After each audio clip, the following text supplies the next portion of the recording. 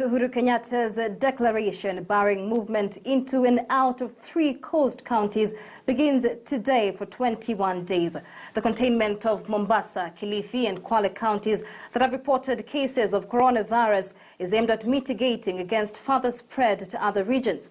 The county's lockdown is still subject to the nationwide dusk to dawn curfew. Mombasa County Commissioner had this to say ahead of that partial lockdown. Still in force, which will start from 7 p.m. to 5 a.m.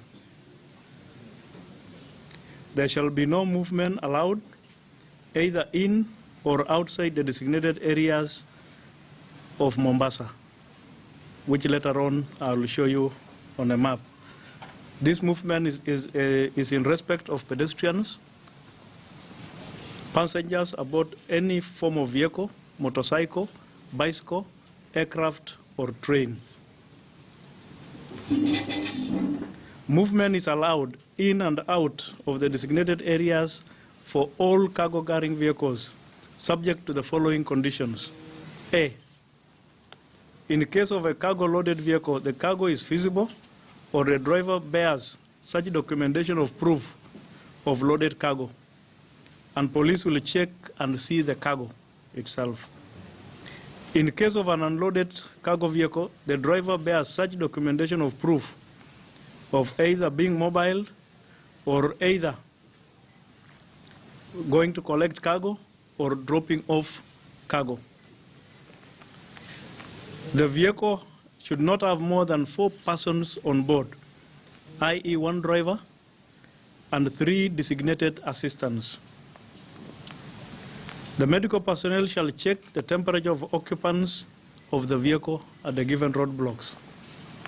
The driver of the vehicle shall carry a letter issued by the owner or the operator of the vehicle that shall have the following details: name and details of the driver, name and the details of designated assistants, origin of the journey, destination, and the nature of cargo on board.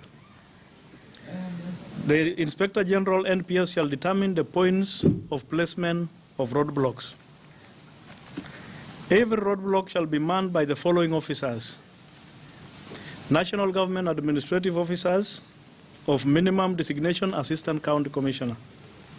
Police officers who shall be led by an officer of minimum designation and of an officer commanding police station.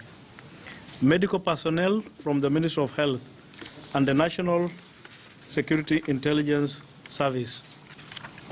Now within Mombasa, the following are the designated roadblocks. 1, around the ferry area. This is to ensure smooth flow of traffic, pedestrians across the ferry. 2, Lunga Lunga Likoni Road at Sales Point near Ngombeni. This is to enforce cessation of movement into and outside Mombasa.